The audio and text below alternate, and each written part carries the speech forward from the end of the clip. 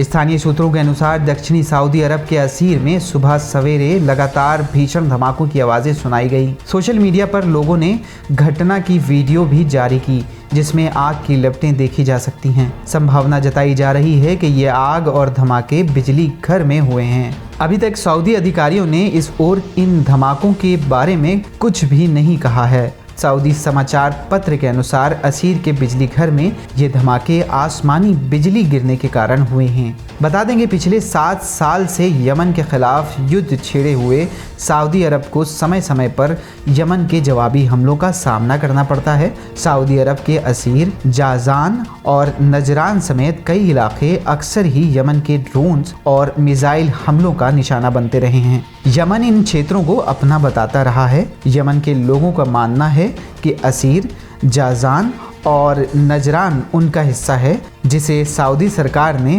बलपूर्वक यमन से छीन लिया था।